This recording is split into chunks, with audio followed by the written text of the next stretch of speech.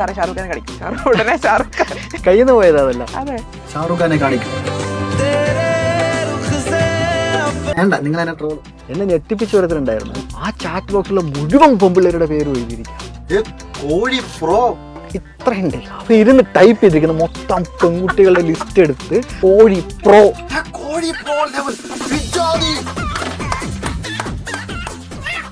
നിന്റെ ജീവിതത്തിൽ നീ എടുക്കുന്ന തീരുമാനങ്ങളായിരിക്കണം ഉണ്ടായിരിക്കേണ്ടത്, മറ്റൊരാളുടെ തീരുമാനം ആയിരിക്കരുത്. നമ്മളൊരു സ്വപ്നം നടത്തും എന്ന് പറഞ്ഞാൽ മറ്റുള്ളവർ ചിരിക്കുന്നുണ്ടെങ്കിൽ അതാണ് നടത്തി കാണിച്ചു കൊടുക്കേണ്ടത്. ഈ മോട്ടിവേഷൻ എന്ന് പറയുന്നത് സത്യത്തിൽ മറ്റൊരാളുടെ ലൈഫ് കാണിച്ച് പറയുന്നതല്ല.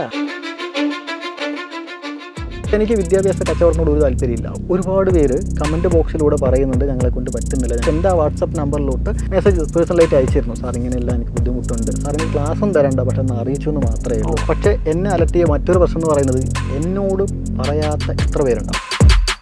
ഇനി എൻ്റെ യൂട്യൂബ് ചാനലിൽ കിട്ടുന്ന ക്ലാസ്സുകളെല്ലാം 100% ഫ്രീ ആയിരിക്കും. ഫുൾ ട്രിക്സും ടിപ്സും എല്ലാം പറഞ്ഞു തരാം. ഇതെൻ്റെ വാക്കാണെന്ന് പറഞ്ഞുകൊണ്ട് വീഡിയോ കിട്ടും. അതിനുശേഷം അടിച്ച് കയറിയിരുന്ന ചാനൽ ആ വർഷം +2 കെമിസ്ട്രിയെ ഡിപ്പെൻഡ് ചെയ്യുന്ന ചാനൽ എൻ്റെ മാത്രമായിരുന്നു. പിന്നെ അതിനുശേഷം എനിക്കൊരു വരുമാനമില്ല. പക്ഷേ കുട്ടികളുടെ കമൻറ്റ് ബോക്സ് മാത്രമാണ് എനിക്ക് സന്തോഷം നൽകുന്ന ഒരു കാര്യം എന്ന് പറയുന്നത്. അത് കണ്ടിട്ടാണ് സൈലത്തിലേക്ക് വിളിക്കുന്നത് അല്ലേ? സൈലത്തിൽ നിന്നും LK ആണ് പോയിരുന്നത് എൻ്റെ കൂടെ. ആദ്യം ഞാൻ പ്രാങ്ക് എന്നാണ് വിചാരിച്ചത്. എങ്ങനെ പേഴ്സണൽ ലൈഫ് മാനേജ് ചെയ്യാൻ പറ്റുന്നുണ്ടോ? അത് ബുദ്ധിമുട്ടുണ്ട്.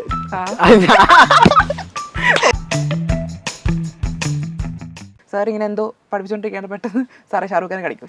ഉടനെ ഷാറുഖ് ഖാൻ അത് എന്തോ ഒരു സീരിയസ് കെമിസ്ട്രി ടോപ്പിക്കിനിടയ്ക്ക് ഷാറുഖ് അവർ വേറെ മൂടില്ല, കുട്ടികൾ വേറെ.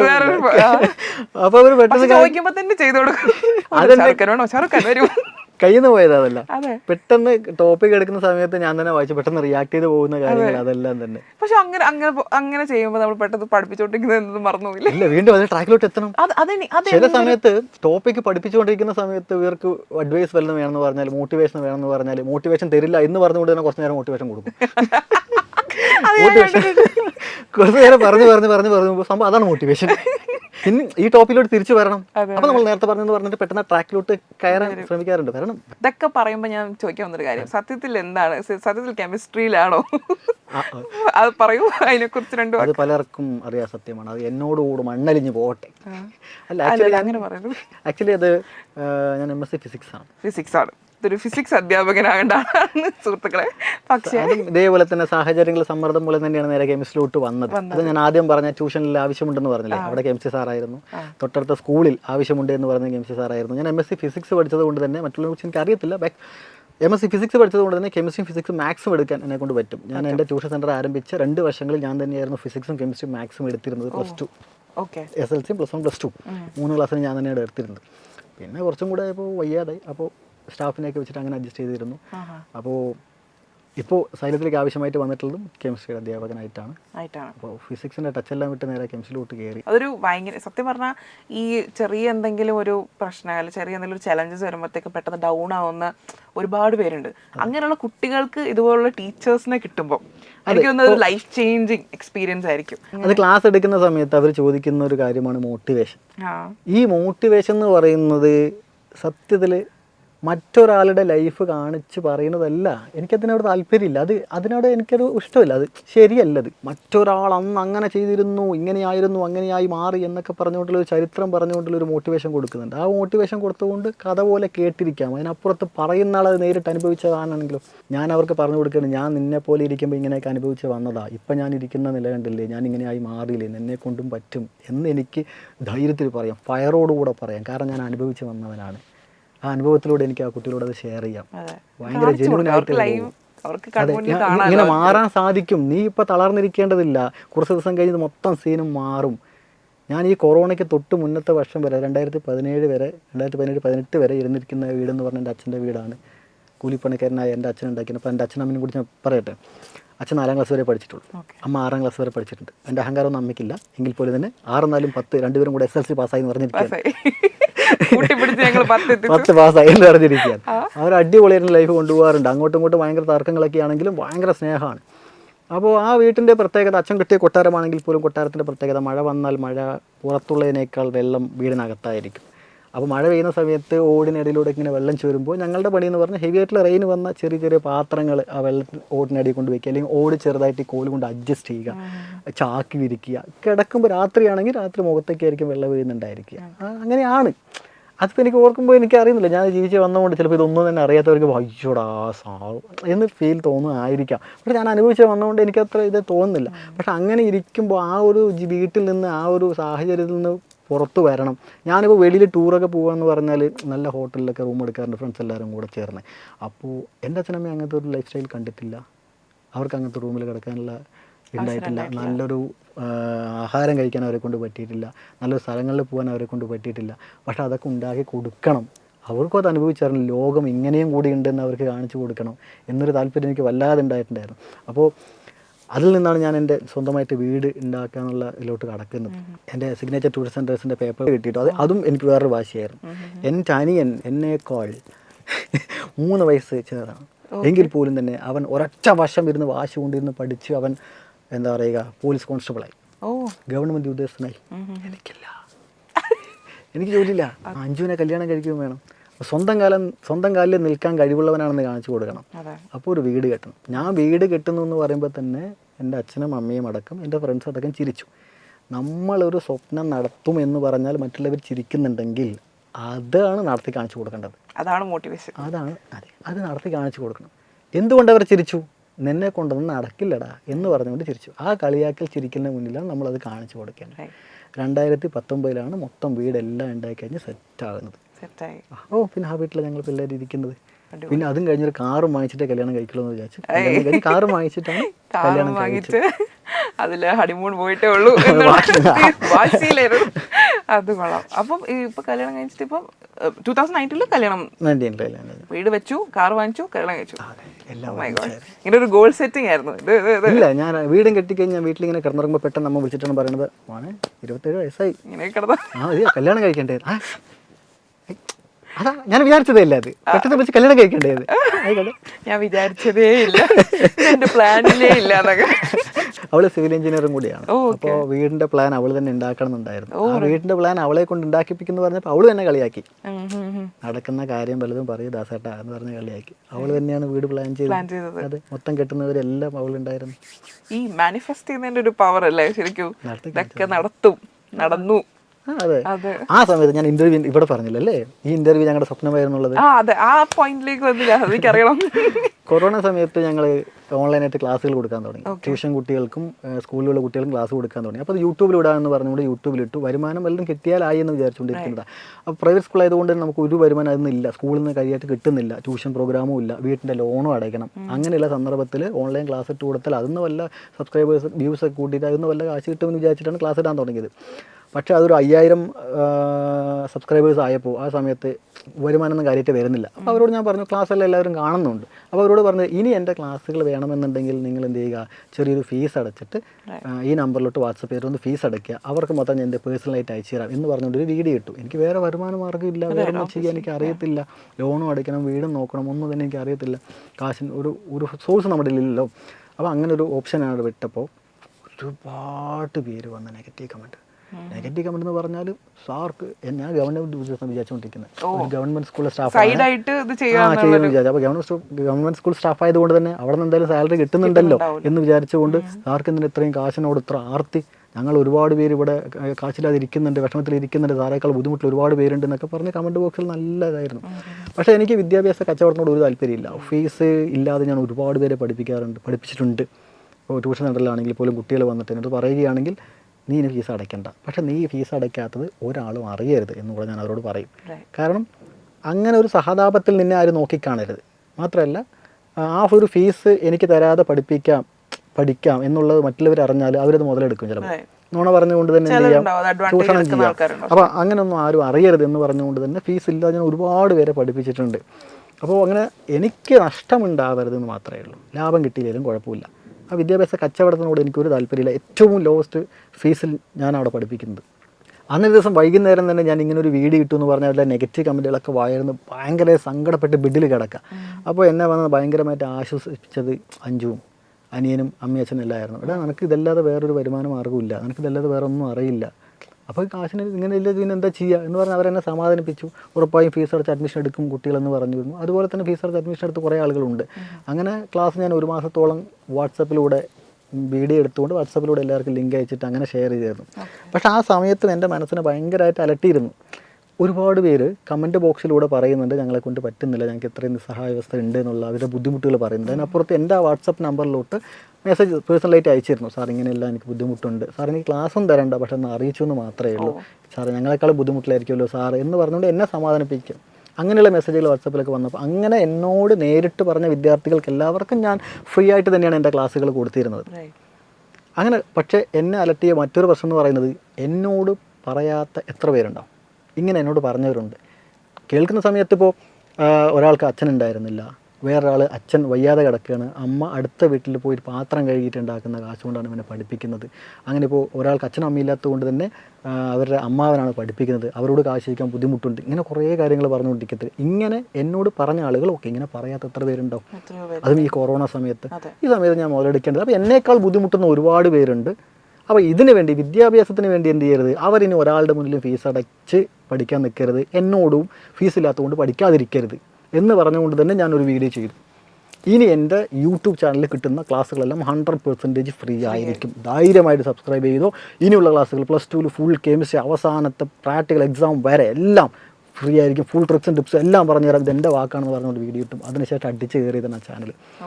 ആ ഒരു വർഷം +2 ഇപ്പോൾ വിദ്യാർത്ഥികൾ ഒരുപാട് പേര് കാണുന്നുണ്ടായിരിക്കും. ആ വർഷം +2 കെമിസ്ട്രിയെ ഡിപ്പെൻഡ് ചെയ്യുന്ന ചാനൽ എൻ്റെ മാത്രമായിരുന്നു. ആ വിദ്യാർത്ഥി ഇപ്പോഴും പറയാറുണ്ട്, സാർ കൊറോണ ബാച്ചാണ് സാർ, സാറേ ക്ലാസ് കണ്ടിട്ടാണ്, സാറ് ക്ലാസ് കണ്ടിട്ടാണ് വന്നത് എന്നൊക്കെ പറഞ്ഞ് നേരിട്ട് വന്ന് പറയാറുണ്ട്. ഇപ്പോൾ ഡിഗ്രി എല്ലാം കഴിഞ്ഞിരിക്കുന്ന ആളുകളായിരിക്കാം. പിന്നെ അതിനുശേഷം എനിക്കൊരു വരുമാനമില്ല. പക്ഷേ കുട്ടികളുടെ കമൻറ്റ് ബോക്സ് മാത്രമാണ് എനിക്ക് സന്തോഷം നൽകുന്ന ഒരു കാര്യം എന്ന് പറയുന്നത്. ഞാൻ നേരത്തെ സേവ് ചെയ്തിട്ടുണ്ടായിരുന്ന എമൗണ്ട് വെച്ചുകൊണ്ട് ലോണും മറ്റു കാര്യങ്ങളെല്ലാം അടച്ചടച്ച് പോകുമായിരുന്നു. എങ്കിലും ഞാനും അഞ്ചും കൂടെ ഇങ്ങനെ ചുമ്മാ ഡ്രൈവ് ചെയ്യുന്ന സമയത്ത്, കൊറോണ എല്ലാം കഴിഞ്ഞ് കുറച്ചും കൂടെ ലീഫായ സമയത്ത് ഞങ്ങൾ ഡ്രൈവ് ചെയ്യുന്ന സമയത്ത് അഞ്ചു എന്നോട് പറഞ്ഞൊരു കാര്യമുണ്ട്, നിങ്ങളുടെ ഈ കഷ്ടപ്പാട് ആരെങ്കിലുമൊക്കെ കാണുന്നുണ്ടാവും, കുട്ടികൾ പ്രാർത്ഥിക്കുന്നുണ്ടാവും, നമുക്കിപ്പോൾ ഒരു വരുമാനം ഒന്നും കിട്ടുന്നില്ലെങ്കിലും പിന്നീട് എപ്പോഴെങ്കിലും എന്തെങ്കിലും കിട്ടും, നമുക്ക് വേണ്ടി മാറ്റി വെച്ചിട്ടുണ്ടാവും, നമുക്ക് അതിന് വേണ്ടി വെയിറ്റ് ചെയ്യാം. ദാസേട്ടൻ്റെ ഈ ക്ലാസ് കണ്ടിട്ട് ആരെങ്കിലും ഇൻ്റർവ്യൂവിന് വിളിക്കുകയാണെങ്കിലോ, നീ എന്താ പറയുന്നത്, ക്ലാസ് കണ്ടിട്ടൊക്കെ ആരെങ്കിലും ഇൻ്റർവ്യൂ വിളിക്കുന്നു പറഞ്ഞു. ചിലപ്പോൾ അങ്ങനെയൊക്കെ നടന്നാലോ, 4 ആൾ അറിയുന്ന ഒരാളായി മാറിയാലോ, ഇതിനേക്കാൾ വരുമാനം കിട്ടുന്ന ഒരു സ്റ്റൈലോട്ട് പോയാലോ എന്നൊക്കെ പറഞ്ഞ അവൾ ഇങ്ങനെ ഇമാജിൻ ചെയ്യുക. കാരണം നമ്മൾ അത്രയും കുട്ടികളുടെ പ്രാർത്ഥന കമൻറ്റ് ബോക്സിൽ നമുക്ക് അറിയാൻ പറ്റുന്നുണ്ട്, അത് ഫീൽ ചെയ്യുന്നുണ്ട്. അതായത് ഭയങ്കര സന്തോഷം കിട്ടാറുണ്ട്. വരുമാനം ഇല്ലെങ്കിലും കമൻറ്റ് ബോക്സ് കാണുമ്പോൾ കുട്ടികളുടെ സന്തോഷം കാണുമ്പോൾ അവർക്കത് മനസ്സിലായി എന്നറിയുമ്പോഴും ഇങ്ങനെയുള്ളൊരു സാറ് വേണമെന്ന് പറയുമ്പോഴും കിട്ടുന്നൊരു സന്തോഷം, മോട്ടിവേഷൻ. എൻ്റെ റിയൽ ലൈഫ് ഞാൻ ഇപ്പോൾ പറഞ്ഞ പോയിന്റുകൾ പലതും തന്നെ മോട്ടിവേഷനായി ഞാൻ കൊടുത്തിട്ടുണ്ട്. ആ സമയങ്ങളിലെല്ലാം അതിലൂടെ കിട്ടുന്നൊരു സാധനം ഉണ്ടല്ലോ. അതായത് ഈ വിദ്യാർത്ഥി, അന്ന് കൊറോണ വിദ്യാർത്ഥികളുടെ പ്രധാന പ്രശ്നം എന്ന് പറയുന്നത് അവർ ആ 4 ചുവറിനകത്ത് മാത്രം ഒതുക്കപ്പെട്ടതാണ്. +2 ലൈഫ് അവർക്കില്ല, ടൂറില്ല, ഓണമില്ല, ക്രിസ്മസ് ഇല്ല, ഒരു ഒരു പാർട്ടി ഒന്നുമില്ല, ഒരു സ്കൂൾ ലൈഫിന്റെ ഒരു ഫണ്ണുമില്ല, ഒരു SLC ആ ബാച്ചിനൊന്നും ഉണ്ടായിരുന്നേ ഇല്ല. അത് കഴിഞ്ഞ് അവരുടെ സ്കൂൾ ലൈഫ് കഴിയും ചെയ്തു. അടുത്ത വർഷം സെലിബ്രിറ്റി എന്ന് പറയുന്ന അവരിൽ അതില്ല. അങ്ങനെ ഇരിക്കുന്നവരിലോട്ടാണ് ഞാൻ ഈ കാര്യങ്ങൾ എത്തിക്കുന്നത്. അത് അവർ ഓൾറെഡി ഫുൾ പ്രശ്നത്തിലാണ്, പിന്നെ ടോപ്പിക്സ് പഠിക്കാനുള്ള ബുദ്ധിമുട്ടില്ല, അതിനിടയിലൂടെ ഞാൻ ഇതേപോലെ കാശ് തന്നാലേ പഠിപ്പിക്കുള്ളൂ എന്ന് പറഞ്ഞുകൊണ്ടും കൂടെ പോയി കഴിഞ്ഞാൽ അവർ ഭയങ്കരമായിട്ട് അത് അലട്ടും, ഭയങ്കരമായിട്ട് അവരുടെ മെൻ്റൽ സ്ട്രെസ് ഉണ്ടാക്കുന്ന മെന്റലി വളരെ വീക്കായിട്ടിരിക്കുന്ന സമയത്താണ്. കാരണം മറ്റുള്ള ക്ലാസ്സുകളൊന്നും കിട്ടുന്നില്ല, അപ്പോൾ ഈ ഓൺലൈൻ ക്ലാസ്സുകളൊന്നും ഒരു ഉപകാരമില്ല എന്ന് വിചാരിക്കുന്നവരുടെ ഇടയിലോട്ടാണ് ഞാൻ ഈ സാധനം കൊണ്ടുപോകുന്നത്. എക്സ്പെരിമെൻ്റലി ഇറക്കിയതാണ്. അവർക്കത് മനസ്സിലായിട്ടില്ലെങ്കിൽ ഞാൻ നേരിട്ടില്ലാതെ ഓൺലൈനായിട്ട് പഠിപ്പിച്ചാലും എൻ്റെ ഫ്രണ്ടിൽ സ്റ്റുഡൻസ് ഇല്ല എങ്കിൽ പോലും അവരുടെ മനസ്സിൽ അവർ എന്ത് ചിന്തിക്കുമെന്ന് ഞാൻ ചിന്തിക്കണം. ഈ ഒരു ടോപ്പിക് ഇങ്ങനെ പറഞ്ഞാൽ അവൻ്റെ മനസ്സിൽ തോന്നാവുന്ന ഡൗട്ട് എന്തായിരിക്കും, സാർ ഇങ്ങനെയല്ല അങ്ങനെ വരിക എന്ന് അവന് തോന്നും എന്ന് എനിക്ക് തോന്നണം. അവൻ്റെ പൾസ് മനസ്സിലാക്കിയാൽ എനിക്ക് ക്ലിയർ ആയിട്ട് ക്ലാരിറ്റിയോടുകൂടി ആ ടോപ്പിക്ക് അവനിലോട്ട് എത്തിക്കാൻ പറ്റും. ഞാൻ ആ ടോപ്പിക്ക് പ്രിപ്പയർ ചെയ്യുന്ന കാര്യം അതാണ്. ഓൺലൈൻ ക്ലാസ്സിൻ്റെ മെയിൻ പ്രശ്നവും അതാണ്. അതായത് പല ടീച്ചേഴ്സും ക്ലാസ് എടുക്കുന്ന സമയത്ത് പറഞ്ഞു പോകും. ഒരു ഓഫ്ലൈൻ ക്ലാസ് എടുക്കുന്ന പോലെ എന്താണ് ഓഫ്ലൈൻ ക്ലാസ്സിൻ്റെ പ്രത്യേകത, നേരിട്ട് കുട്ടിയിരിക്കും, അവൻ്റെ ഫേസിൽ എക്സ്പ്രഷൻ വെച്ചുകൊണ്ട് നമുക്കിത് മനസ്സിലായോ ഇല്ലയോ എന്ന് പറയാം, ചോദിക്കാം. ഇതങ്ങനെയല്ല, ഓൺലൈൻ ക്ലാസ് എന്നൊക്കെ പറയുമ്പോൾ ഇരുന്ന് ഉറങ്ങും. ആ ഉണ്ട്. മെയിൻ പ്രത്യേകിച്ച് യൂട്യൂബിലൊക്കെ ക്ലാസ് യൂട്യൂബിലെ ക്ലാസ് എടുക്കുമ്പോൾ ഇങ്ങനെ ക്ലാസ് കൊണ്ടിരിക്കുമ്പോൾ താഴത്തെ ട്രോള് കണ്ടാൽ നേരെ അങ്ങോട്ട് പോകും. ചിക്കൻ കറി ഉണ്ടാക്കുന്നുണ്ട് നേരെ അങ്ങോട്ട് പോകും. ഇവരത് നോക്കാതെ അവിടെ പിടിച്ച് നിർത്തണം. അപ്പോൾ അതിനേക്കാൾ എൻ്റർടൈൻ ആയിട്ട് നമ്മൾ ക്ലാസ് എടുക്കണം. ഫുള്ള് വൈബിൽ നിൽക്കണം. 4-5 മണിക്കൂർ കണ്ടിന്യൂസ് ക്ലാസ്സുകൾ ഉണ്ടായിട്ടുണ്ട്. ആ സമയത്തെല്ലാം സ്റ്റാർട്ടിങ് മുതൽ എൻഡിങ് വരെ ഒരേ എനർജി നിൽക്കണം. എന്തെങ്കിലും എനിക്ക് എനർജി കുറഞ്ഞു പോയ കുട്ടികൾ എന്നെ കമൻറ്റ് ബോക്സിൽ പറയും, ആ സാറേ എനർജി കുറഞ്ഞു, സാർക്ക് എന്തെങ്കിലും പ്രശ്നമുണ്ടോ, സാർക്ക് വയ്യേ, സാർക്ക് തേപ്പ് കിട്ടിയോ, ഇങ്ങനത്തെ വേറെ തന്നെ കുട്ടികളുടെ തന്നെ വരാറുണ്ട്. അപ്പോൾ ഇല്ലല്ല അതൊന്നും എനിക്ക് റിയൽ ലൈഫിൽ ഉണ്ടായിട്ടില്ല. ഇല്ല 5 പെട്ടിയല്ലേ. അപ്പോൾ അങ്ങനത്തെ പ്രശ്നം ഉണ്ടായിട്ടില്ല. അപ്പോൾ അവർക്കത് തോന്നലുണ്ടാക്കാത്ത വിധത്തിൽ ഞാൻ എനർജി കുറഞ്ഞു, ഞങ്ങൾ എനർജി കുറഞ്ഞു, ഓൺലൈൻ ക്ലാസ് എടുക്കാൻ ഞങ്ങൾക്ക് എനർജി കുറഞ്ഞു എന്ന് പറഞ്ഞാൽ കുട്ടികൾ പെട്ടെന്ന് അത് ഫീൽ ചെയ്യും. അപ്പോൾ സാർക്ക് എനർജി ഇല്ല, സാർക്ക് ഒരു താല്പര്യമില്ല, അപ്പോൾ ഞാനും പോകുന്നു എന്ന് പറഞ്ഞാൽ അവർ പോകും. അങ്ങനെ പോവാതെ അവിടെ പിടിച്ച് നിർത്തണമെങ്കിൽ കുറച്ച് കാര്യങ്ങൾ കയ്യിൽ നിന്ന് ഇടേണ്ടതുണ്ട്. ഈ ഇത്രയും കുട്ടികൾ ഇത്ര ഒരു ഫാൻ ബേസ് ഒക്കെ ഉള്ളപ്പോൾ എങ്ങനെ പേഴ്സണൽ ലൈഫ് മാനേജ് ചെയ്യാൻ പറ്റുന്നുണ്ടോ? അത് ബുദ്ധിമുട്ടുണ്ട്. മോഹൻലാലും മമ്മൂട്ടിയൊക്കെ പറയുന്നത് പോലെ ബുദ്ധിമുട്ടാണ് പുറത്തിറങ്ങാൻ. ആരാധകരെ കൊണ്ട് ഇരിക്കാൻ പറ്റുന്നില്ല. അല്ല അത് ഇപ്പോൾ എക്സാം ടൈമൊക്കെ ആണെങ്കിൽ സ്കൂൾ ടൈമൊക്കെ ആണെന്ന് പറഞ്ഞാൽ അത്ര തിരക്കൊന്നും ഉണ്ടാവില്ല. ഇപ്പോൾ മാളിൽ പോവാണെങ്കിൽ അത്ര കാര്യമായിട്ട് ഉണ്ടാവില്ല. എങ്കിലും പാസ് ഔട്ടായ +2 കഴിഞ്ഞവരെല്ലാവരും തന്നെ കാണാറുണ്ട്. അതിനുശേഷം വന്ന് പറയാറുണ്ട്. ഇപ്പോൾ ഈ വെക്കേഷൻ സമയത്ത് നല്ലപോലെ തന്നെ കുട്ടികളടുത്ത് വരാറുണ്ട്, ഉണ്ടാവാറുണ്ട്. ഇപ്പോൾ ഫാമിലി ആയിട്ട് പോവുകയാണെങ്കിൽ പോലും അപ്പോൾ ഓടി വന്ന് എന്നോടൊപ്പം സെൽഫി എടുക്കുമ്പോൾ ചുറ്റുമുള്ള ആളുകൾ നോക്കും. ഇതിനേക്കാൾ എനിക്ക് വളരെ ഇഷ്ടപ്പെട്ടൊരു കാര്യം എന്ന് പറയുന്നത്, ഞാൻ ഈ ലഹരി അനുഭവിച്ചു തുടങ്ങിയ മറ്റൊരു കാര്യം എന്ന് പറയുന്നത്, സ്കൂളിൽ ക്ലാസ് എടുക്കുന്ന സമയത്ത് ഇപ്പോൾ അത് എൻ്റെ നാട്ടിലുള്ള സ്കൂൾ തന്നെയാണ്. അപ്പോൾ ഞാനത് അവിടെ ക്ലാസ് എടുത്ത് എനിക്ക് സ്വന്തമായിട്ട് ട്യൂഷൻ സെൻ്റർ സ്ഥാപനം ഉണ്ടായിരുന്നതാണ്. അപ്പോൾ അവിടെ നിന്ന് തന്നെ കുറേ കുട്ടികൾ, പല സ്കൂളിൽ നിന്നുള്ള കുട്ടികളെ ഞാൻ പഠിപ്പിക്കുന്നുണ്ട്. അപ്പോൾ ഏതെങ്കിലും ഒരു ഇപ്പോൾ പൂരത്തിനോ അല്ലെങ്കിൽ കല്യാണത്തിനോ പോയി കഴിഞ്ഞാൽ ഇവരിങ്ങനെ സാർ ഇത് പറയുമ്പോൾ കിട്ടുന്നൊരു സുഖമുണ്ടല്ലോ.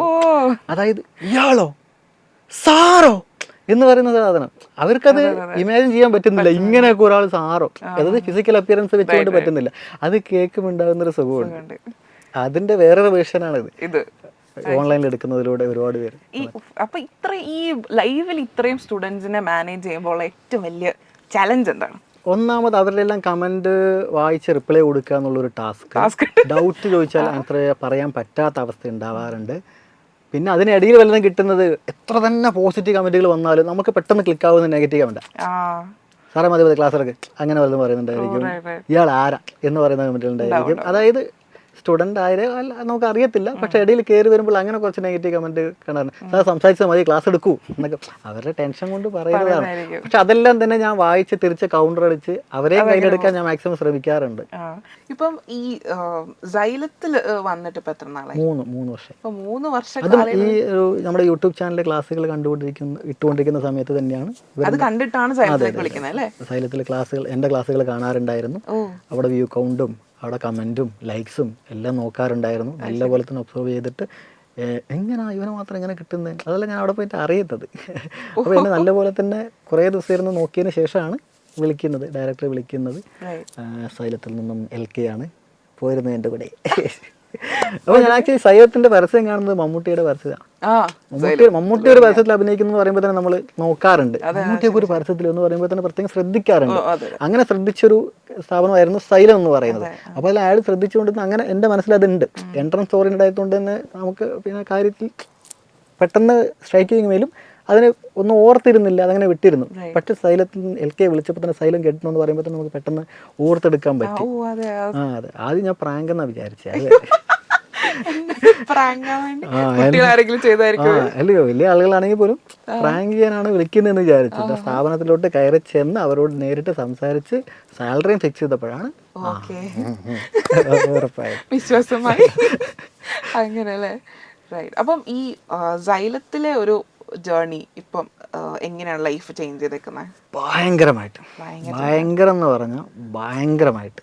അതായത് ഞാൻ എൻ്റെ നാട്ടിലൊരു സ്ഥാപനം ഇട്ടാണെങ്കിൽ ആ കൊറോണ സമയത്ത് എനിക്ക് വന്ന റിസൾട്ട് ഭയങ്കര ഹെവി ആയിരുന്നു. ആ ഹെവി ആയിട്ടുള്ള റിസൾട്ട് വെച്ചുകൊണ്ട് ഞാൻ 2ാമത്തെ സ്ഥാപനം ആരംഭിക്കാം എന്ന് വിചാരിക്കുന്ന സമയത്താണ് സൈലത്തിലേക്ക് വിളിക്കുന്നത്. കൊറോണ വരുന്നത്.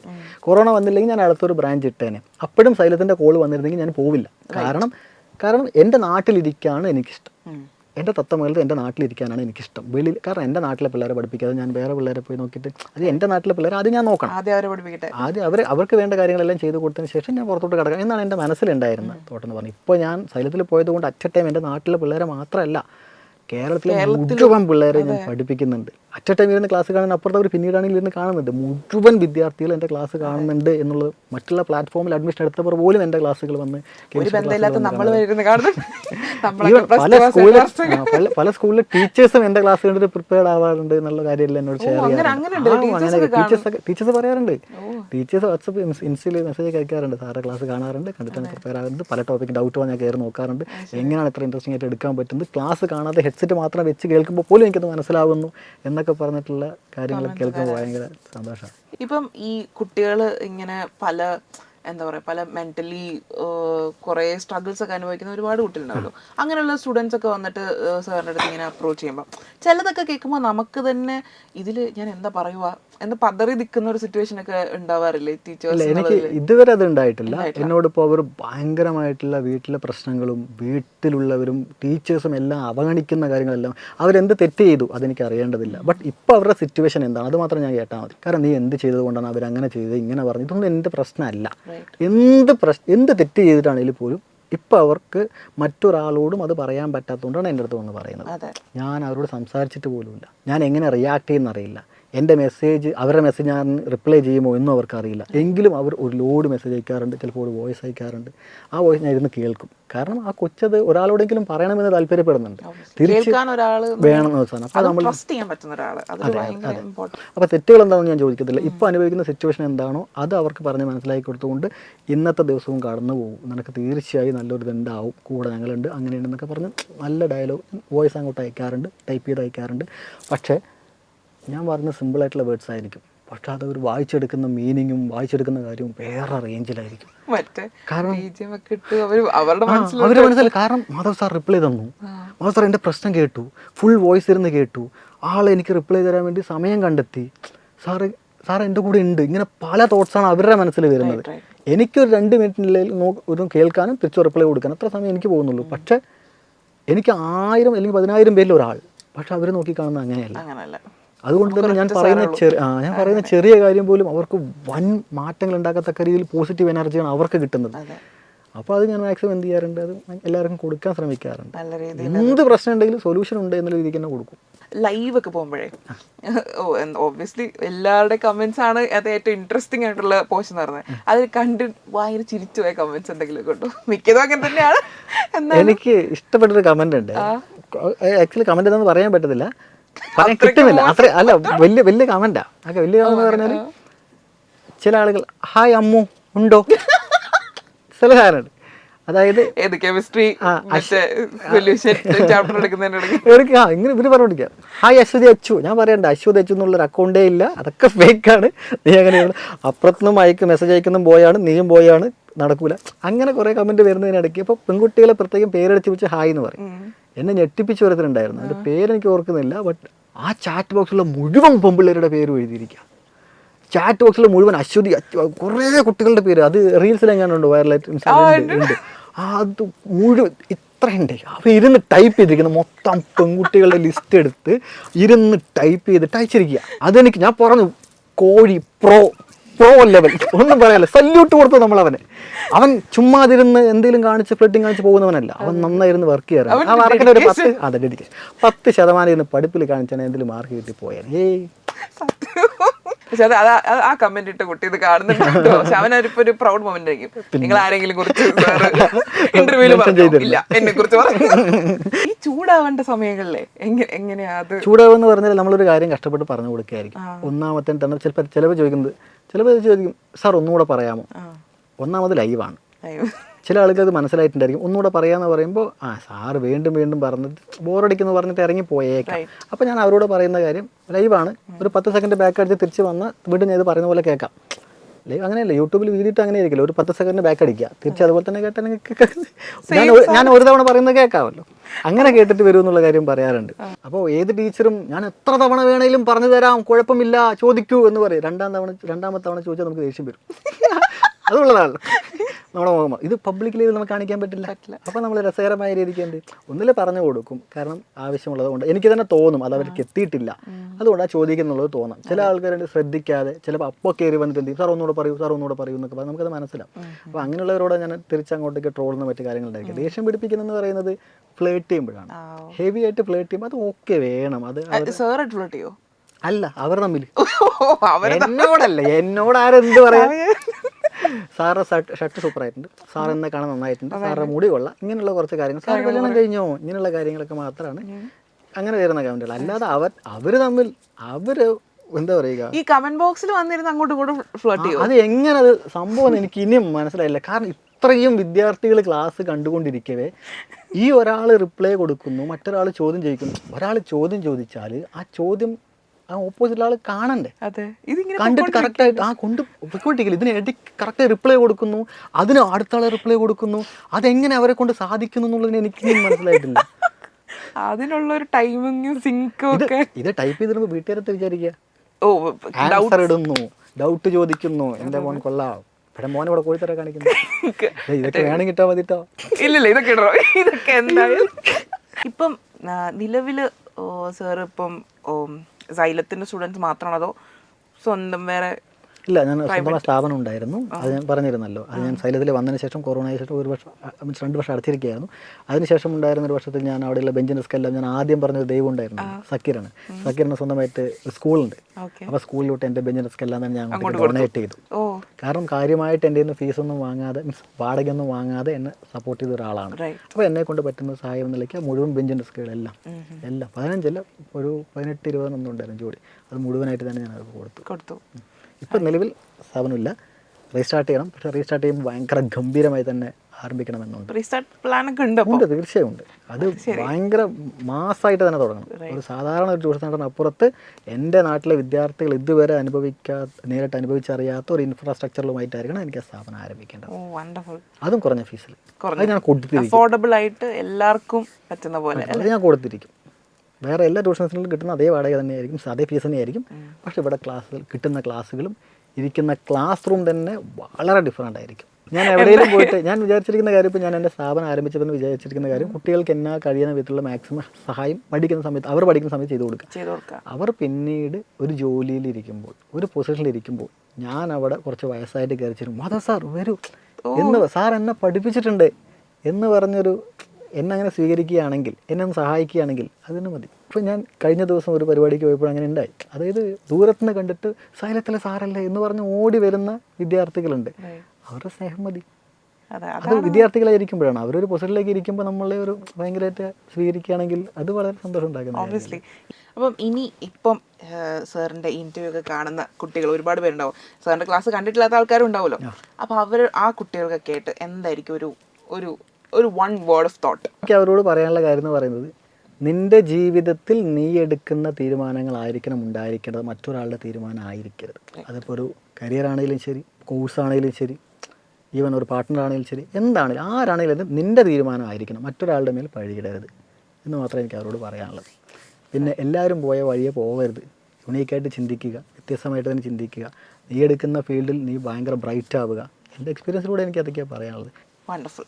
അപ്പോൾ ഇതേ ഒരു ഫയറോട് കൂടി തന്നെ ഇനി മുന്നോട്ട് ഒരുപാട് സ്റ്റുഡൻസിനെ പഠിപ്പിക്കാനും അവരുടെ ലൈഫിൽ ഒരു വലിയ മാറ്റം ഉണ്ടാക്കിയെടുക്കാനും പറ്റട്ടെ എന്ന് ഞാൻ മനസ്സാലെ വാഴ്ത്തുന്നു. അതേപോലെ തന്നെ നല്ലൊരു സെഷനായിരുന്നു ഉണ്ടായിരുന്നു, വളരെയധികം ഇഷ്ടപ്പെട്ടു. അത്രത്തോളം വളരെ എൻജോയ് ചെയ്ത് തന്നെയാണ് ഞാൻ കുറേ കാര്യങ്ങളെല്ലാം പറഞ്ഞിരുന്നത്. എനിക്ക് കുറേ വർഷങ്ങളായി പറയേണ്ടിരുന്ന പല കാര്യങ്ങളാണ് നിങ്ങൾ എന്നോട് ചോദിച്ചത്. അത് കൃത്യമായി തന്നെ എനിക്കത് എത്തിക്കാൻ കഴിയുമെന്ന് വിചാരിക്കുന്നു. ഇത് കേട്ടുകൂടെ തന്നെ പലർക്കും വിഷമം തോന്നുകയാണെങ്കിൽ ഞാൻ എല്ലാവരും ക്ഷമ ചോദിക്കുകയാണ്. അതിനപ്പുറത്ത് എല്ലാവർക്കും ഒരു മോട്ടിവേഷൻ ആവണം എന്നുള്ള ഉദ്ദേശത്തോടുകൂടി മാത്രമാണ് ഞാൻ ഈ കാര്യങ്ങളെല്ലാം നിങ്ങളോട് ഷെയർ ചെയ്ത് അതിന് ഈ സാഹചര്യം ഒരുക്കി തന്ന നമ്മുടെ യൂട്യൂബ് ചാനലായിട്ടുള്ള ലൈഫ് നെറ്റ് ടിവിക്കും വളരെയധികം നന്ദി രേഖപ്പെടുത്തുന്നു. Shruti super. Thank you so much. ഞാൻ ഒരു കാര്യം കൂടെ പറയാം. എനിക്ക് ആക്ച്വലി ഞാൻ ഈ ഇൻ്റർവ്യൂസ് ഒക്കെ ചെയ്യാൻ തുടങ്ങുന്ന സമയത്ത് ഞാൻ സാറിൻ്റെ വീഡിയോസ് കണ്ടപ്പം അന്ന് ഞാൻ ഇന്റർവ്യൂ ഇത് പ്ലാനിങ്ങിലുള്ളൂ. ആ സമയത്ത് ഞാൻ വിചാരിച്ചു ഈ സാറിന് എപ്പോഴെങ്കിലും കിട്ടുകയാണെങ്കിൽ ഒന്ന് ഇന്റർവ്യൂ ചെയ്യണം. സാറിന്റെ ക്ലാസ് കണ്ടിട്ട് തോന്നുന്നത് എനിക്ക് അതെനിക്ക് സാറിന്റെ വർഷങ്ങൾക്ക് മുമ്പുള്ള മാനിഫെസ്റ്റേഷനും എൻ്റെ മാനിഫെസ്റ്റേഷനും കൂടി വന്നപ്പോൾ അതങ്ങനെ സാധ്യമായി എന്ന് എനിക്ക് തോന്നുന്നു. I am really happy. എനിക്ക് ശരിക്കും എന്താ ചില കാര്യങ്ങൾ നമ്മളിങ്ങനെ അന്ന് വിചാരിച്ച കാര്യം നടന്നു എന്ന് പറയുമ്പോഴത്തേക്ക് ഒരു സാറ്റിസ്ഫാക്ഷൻ ഉണ്ടല്ലോ. അത് എനിക്ക് ശരിക്കും ആ ഒരു സാറ്റിസ്ഫാക്ഷൻ ഉണ്ട്. It was very nice talking to you. കുറേ കാര്യങ്ങൾ അറിയാൻ പറ്റി, ഷെയർ ചെയ്യാൻ പറ്റി. ഐ തിങ്ക് എല്ലാ കുട്ടികൾക്ക് മാത്രമല്ല മുതിർന്നവർക്കും ഒക്കെ ഒരു ഇൻസ്പിറേഷൻ ആവും എന്ന് ഞാൻ വിശ്വസിക്കുന്നു. Okay, thank you so much sir.